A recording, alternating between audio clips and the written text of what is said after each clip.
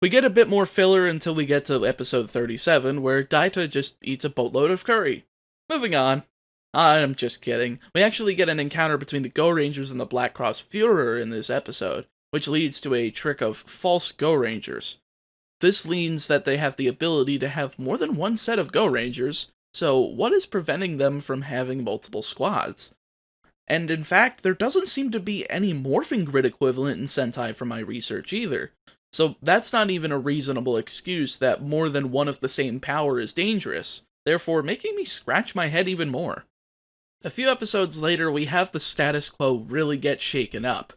The Go Rangers lose the Very Balloon, but they get two new mechs in the form of the Very Doran, an upgraded version of the Very Balloon, as well as the Very Tank. Lastly, the Go Rangers finish off General Temujin, who is immediately replaced by Volcano Mask General Magman, just like how Sun Halo was replaced by Temujin, and this won't even be the last time it happens. Though I wish it was, since Magman is such an awesome looking general. He has the clothes of a military general, but is creepy and fear-inducing enough to be part of the Black Cross. He also brings about a mobile fortress known as the Navarone, which is able to go around and travel underground wherever he wants to, and is basically indestructible. In the next episode, we finally see the Black Cross Führer lose his max, showing us his face as well as a big old black cross attached to his head. It's better than looking like a KKK member, but it's a lot less believable now, because that thing should have not fit underneath that hood. Unless he, put it on between the shots, but it just shows it appearing. Whatever, I'm just gonna stop trying to make sense of this weird stuff and accept it. It's still dumb and could have been written better, but aside from that, there's tons of changes with this episode. It's almost like a season 2 of Go Ranger, since we have the opening and ending change, as well as the theme songs, to reflect the change of the mechs, and to have a little bit of a change of pace. The Very Dream is really good to see as well, since it has a full cockpit for all 5 Rangers to be in at the same time. I don't know why, but I love seeing the entire team in one cockpit. It's kind of the reason why I dislike some Power Ranger seasons like Ninja Storm, since you barely ever get all the Rangers in one cockpit. Here's to Hurricaneger having some full cockpit scenes. But we're about 25 seasons away from that, so I'll just leave it alone for now. Anyway, the Go Rangers get upgraded suits after they got slashed up by General Magman, and while they aren't visually different, we do get new weapons for the Rangers, including some sparks coming from the Zolders when they get struck by Aka Ranger's new weapon, which is nice to see.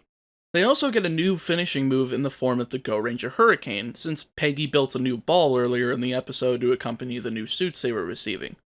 They destroy the monster and live to fight another day. However, Magman wastes no time, sending another monster and several Zolders to attempt to penetrate the Go Ranger's base, which they do successfully at first, managing to destroy the snack gun, but they never discover where the actual whereabouts of the base are. However, when we do get to the normal part of the episode where the monster is destroyed by the Go Ranger Hurricane, he actually intercepts the ball for the Hurricane for a time.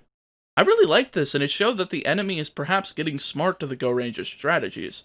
And though they fail, the Go Rangers trash the area with the Very Tank, leaving the enemy devastated for the time. There is a little bit of filler between this and the next development, but I did see yet another Daita moment, and that being him dressed up as a clown to introduce the rebranded Snack Gon, now known as Parlor Gon. It's hilarious to see how crazy he is here, and it's just another example of why I think he's the most fun guy in the series. I sure do hope he doesn't go anywhere. We also have some good plans used by the Black Cross in some filler episodes, such as building a fake Eagle base to trick the Rangers into giving them some plans for a powerful weapon, and the Black Cross spreading a rumor that the Very Dream destroyed an Eagle base. This is good thinking by the villains, and continues to prove that they aren't just a dumb team to be foiled by the Rangers every episode, though that's basically what still happens. Our next development is in episode 54, as the Go Rangers are finally able to destroy General Magman, along with the Navarone base, though they were forced to sacrifice their team vehicles again in order to hit all 3 weak spots of the base at the same time. Sadly, as with the previous 2 generals, Magman is replaced by the last general of the series, Golden Mask, not to be confused with the Gold Mask monster we saw at the very beginning of the series. Luckily, we get the introduction of the Star Machines in the next episode, though that continues to make it a routine that every time the Go Rangers lose a part of their arsenal, they literally get it back with an upgraded form, either in the same episode or the next one. As shown with the Very Bloon, the Madamarang, the Go Ranger Storm, the suits. It's all there. I guess that's just because they're a military organization and that they have access to develop this technology quickly, as opposed to a show like Power Rangers Megaforce, where the power-ups and technology are handed out like candy. I still don't like it very much, seeing that it also prevents me from getting into a state of worry for the Go Rangers, as I see this repeatedly happen and I have no faith that the villains are able to keep up. Unfortunately, more Eagle Base is destroyed. Boy, I really thought that over halfway through the series, these guys would be able to defend themselves. What the heck is wrong with these military people? They are a military. How are you unable to defend yourself from an attack if you're a military? Come on. We also get an even bigger problem in episode 55, and that is the replacement of Daita. I can't believe they actually took him out of the Key Ranger role. I've made no secret that I've revealed that he's my favorite character, and I was actually upset that they did this all of a sudden. However, I did research after watching this episode, and the reason he left the show was because he wanted to act in a play. Therefore, they wrote him out of the show for a time. He's replaced by Guro Kamano, who isn't a bad character, but really left a bad impression on me, since I was already upset about him replacing my favorite ranger. Anyway, it's here that we discover that the Go Rangers have to be calm in order to transform. As we see with Kamano, he struggles to transform for the first time. A shame we didn't see this at the beginning of the series, since none of the Go Rangers should have been calm enough to transform after seeing the death of their entire base's worth of comrades, but I digress. We get a ton of filler between here, giving us a status quo of the team with Kamano as Key Ranger, which is nice. We also get a movie that isn't an adaptation of an episode, named The Bomb Hurricane, where even the Black Cross Führer gets involved, showing his immense skill at disguise as he appears as a bilingual woman in order to distract the Go Rangers from preventing an invasion on Shikoku. Episode 64 gives us a change in ending theme that lasts throughout the end of the series. Sadly, I don't like it as much of the catchy ending theme that they had been using for the first 63 episodes of the series. However, this same episode gives us a lot of details about the Black Cross Army, including the introduction of Zolder Ninjas, which are more powerful versions of the normal Zolders, though they end up still turning into fodder by the end of the series. They also have a Black Cross castle that was hidden away in a frickin' pyramid of all things. I guess the Egyptians were plotting world dominations after the exodus of the Israelites? Who knows? The castle is also equipped with battlers, each holding 4 condolers, drone-like aircrafts that have been used by the Black Cross earlier in the show. Since we're getting so close to the end, we get a bit more development than usual, such as a massive attack from the Black Cross castle on Tokyo itself, showing quite a bit of destruction. They also severely damage the Very Dream during this attack, showing that the castle is a real force to be reckoned with. However, it is destroyed fairly easily by the Very Tank with the help of not James Bond 007, since we have those agents that are still helping. But then we get swerved as the ship was a decoy. I don't know where they got the decoy that it was as strong as the real one, or how they were able to build it since getting the original one last episode, but it's fine by me. If the heroes are allowed to have their technology quickly, then the enemy should be able to build theirs and use it just as quickly. We get a little bit more filler until we get possibly both the most depressing but best episode in Go Ranger, episode 67, The Death of Guro Kamano. He didn't get many episodes as Key Ranger, but he did fill the role well, continuing to eat and snack on like Daita would, even participating in the riddles that the young boy Kato would always ask him. Though this was sad, it did bring the return of Daita as Key Ranger, which made me happy since we got a quality character back rather than just replacing Daigoro with a third Key Ranger or not killing him off at all, since if they did that, I believe the role would have become superfluous, making me not care who exactly was the Key Ranger, instead making me care about who all the others were, which is hard enough because they don't get enough development. Also, this is the first instance of one of the Rangers with their suits on, but without the helmet. I honestly don't know why they didn't do this earlier in the season, but then again, these Rangers can transform by turning 360 degrees, so why couldn't they just transform back? It's easy enough, I guess. Daita returns and helps destroy the monster that killed Daigoro, joining the other Go Rangers at sunset to pay respect to their fallen comrade. And never to be mentioned again. The Go Rangers get to deal with a little bit of filler, followed up by a new hot air balloon called the Vericune, just in time for more toys for kids to buy. While this is filler, I started to notice an increase in quality with the fight scenes. This is because of the Japan Action Club taking over the stunts and suit work, becoming the main suit actors of Super Sentai from this point forward, including the names of Kenji Oba, who played Battle Kenya and Denzi Blue, Junichi Haruta, who played Goggle Black and Dyna Black, Yoshinori Okamoto, Jun Murakami, who played Denzi Green. You've got tons of names here that were legendary in the form of suit acting. I love the choreography and how much it's improved, rather than it being simple strikes and kicks that looked somewhat sloppy, especially when you're someone like me who took years of martial arts. These fights are a lot more flashy and include cooler technique. However, there isn't much of a focus on martial arts as the primary forms of the Ranger's defense. That won't come until Hikari Sentai Maskman and Gosei Sentai Dairanger. I must admit that some of the strategies that the Black Cross use later on in the show are insane, such as in episode 70, they plan to rid the Earth of the protective atmosphere, naming it the Earth Unshielding strategy. I admit that destroying an entire layer of the atmosphere, matched with a monster named Tire Mask that legitimately controls tires, is insane, and it's amazing to me, but it's just scratching the surface.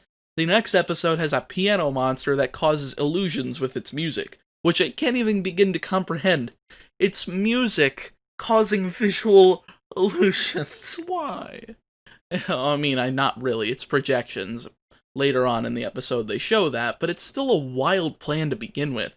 The piano monster also looks absolutely ridiculous, but still retains that charming low-budget look that I've grown to love over the past 70-plus episodes. The last episode that really stood out to me was episode 73, where we see a bit of a twist on the formula. Kendo Mask wants to fight the Go Rangers one-on-one, honorably this time, unlike Tire Mask.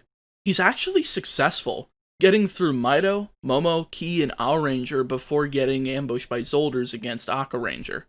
He doesn't like this, but he's implanted with a computer to control his thoughts, controlling him and making him a fighting machine. The Rangers manage to escape and defeat him with an advanced Go Ranger Hurricane, knocking the computer offline and telling the honorable villain that he was defeated fair and square, allowing him to pass with his spear as his gravestone. Another 10 filler episodes later, and it leads us to our sort of two-part finale. The first of which is the battle against Tiger Mask. No, not New Japan Pro Wrestling's Tiger Mask, but Jiro Daigo, the former commander of Eagle's Hokkaido block, where Peggy was stationed before the events of the show took place. He was originally presumed dead, but instead was converted into a Black Cross masked monster, with loyalty to Golden Mask as his last minion of the army. Jiro is still technically inside of Tiger Mask and uses Peggy to find where some research was being performed, so that they were able to attack with the Black Cross forces. Luckily, they outsmart him, leading to Peggy confronting him and telling him that she no longer loved him, leading to Jiro taking his own life, leaving the Tiger Mask monster, a part of him, still alive. They destroy him, but it gets you wondering, how many of these monsters were actually cyborgs like Tiger Mask? I mean, I wouldn't be surprised if many of the people from these spaces invaded were actually taken prisoner and experimented on to create these monstrosities, since they're all human-like. But they could also be just androids, who knows, since this is the only masked monster confirmed in the series to be a cyborg. Anyway, in the next episode, we see the Führer and Golden Mask planning to fight the Go Rangers head-on, seeing that the Führer wants to confront them directly and kill them, whereas Golden Mask wants to find and invade their base. Instead of the smarter idea, the Führer decides, you know what, let's try what we tried the last 80 times and kill the Go Rangers with Zolders, and instead of one monster, we'll use two, and it'll be both of us. And they try, and it actually works somewhat. The Führer is shown to be immensely powerful, even to the point of the Go Rangers literally decapitating him with a Go Ranger Hurricane that is transformed into a guillotine. Let me repeat that. The Go Ranger Hurricane that transformed into a guillotine, and his head reattaches. We also see the first instant of sparks, quote-unquote, in the series as the Führer attempts to electrocute the team, but it's done so cheesily in post that it comes off comical more than deadly. Unfortunately for the Fuhrer, he's severely weakened by the alignment of the stars, as the constellation of Cassiopeia is being visible, which makes him have to retreat in a star-shaped coffin. What even is this guy? I mean, is he part human? He looks like it. Is he an android or is he a cyborg? We never really know. Either way, Golden Mask attempts to fight the group and dies pretty quickly, but it was intentionally done for a golden rainbow to appear, leading the Fuhrer right to their base. Fortunately, the Rangers figure out why Cassiopeia is his weakness, since they're the Go Rangers' 5 stars. Ka for Kaijo Tsuyoshi, Shi for Shinmei Akira, O for Owaya Daita, Pe for Peggy Matsuyama, and A for Asuka Tenji. As soon as Daita explains this to the group, the Black Cross wastes no time. They go in, bombs dropping, presumably killing hundreds if not thousands of people with the destruction. We see the Go Rangers in the rubble, alive, but with their base completely destroyed, and with the Black Cross army having killed all of their allies. There's only one solution left. Kaijo goes to the Fuhrer with a briefcase, claiming that it's a gift, when in fact it is a mini version of the Cassiopeia constellation. He's able to radio over to the rest of the Rangers that he's weak to it, before getting captured, leaving to them storming his execution. And it's time for the final battle. The Rangers fight off the Zolders, leading to a final Go Ranger hurricane. It transforms into a mini version of the Cassiopeia constellation, X-rays and all, hurting the Fuhrer to the point where they're able to stab him with the Aka Ranger's spear butte. But it's not over yet. Apparently, the Fuhrer is the floating Black Cross castle himself, having transferred his consciousness into it to control it. Let me say that again. The Black Cross Fuhrer transferred his consciousness into a floating castle to control it. The Go Rangers are able to confront him with the Aerodrene, landing on the castle and charging forward on their vehicles, laying waste to the most explosive areas of the castle with their vehicles, self-destructing them and escaping, destroying the Black Cross Fuhrer and the rest of the army along with it. We have a short but sweet goodbye moment as the Rangers salute Commander Edogawa, their guide throughout the war against the Black Cross, fading to the constellation of Cassiopeia, ending Himitsu Sentai Gorenger. First things first, this was a solid show to kick the series off with. It lasted for the duration of 3 years, from 1975 to 77, kind of like how Mighty Morphin Power Rangers did over here in the US, and I think it really made it better for it. It allowed for a status quo to develop, for the characters to really develop more than their initial altruistic nature than they all started off with. Of course, it's not that much development, but it was there nonetheless. Of course, they had to endure tons of comrades and friends dying and being killed by the Black Cross, but at the end of the day, who they are as people, outside of the suits, is what matters. And I'll start off with my favorite character, Daita Aiwa. He's a lovable goof, and he may have a bit of an addiction to ramen and other foods, but he's very fun-loving and wants the best for the people around him. We see that a lot with him and Taro Kato, the younger brother of Yoko and one of Eagle's agents that we see a few times throughout the show. Seeing Daita learning and actually being the person to present the weakness of the Fuhrer in the final episode, thanks to learning of it from Taro, shows his ultimate character arc, going from a lovable goofball that doesn't know much, to a goofball that is still kind, but has a good head on his shoulders and is much better off coming out of it. I think that the time that he was away from the show and replaced by Daigoro was probably good for the character as well, since it allowed the audience to want to see him again. And though some may have gotten attached to Daigoro, his death ultimately allowed us to see the return of one of the best fighters in Eagle. Sadly though, the actor himself, Baku Hatakeyama, took his own life on July 13, 1978, while filming a guest role for the police drama Tokuso Saisensen. He left a suicide note citing his financial problems, his dwindling career, and his inability to escape from being typecast as Key Ranger for the reasons, as he ended his own life, and he was only 34. It's sad, but that's what happens with fame. Some people just cannot take it, but moving back to positivity, he ultimately got the most development next to Kaijo. As the leader of the team, you could tell his true nature was to be the one most willing to take on the most dangerous of missions, wanting to protect his team and other people at all costs. I didn't really see much from him throughout the series, as he felt pretty samey, as did the rest of the Rangers, sadly. Daita was the only one that seemed likable enough to warrant true growth. And Peggy's probably the worst of the bunch since she always felt like she was in the background, except for those few episodes that she'd be the one to take in charge and check on people that the Black Cross were targeting. But she'd usually fall captive or not be as successful as Eagle needed her to be.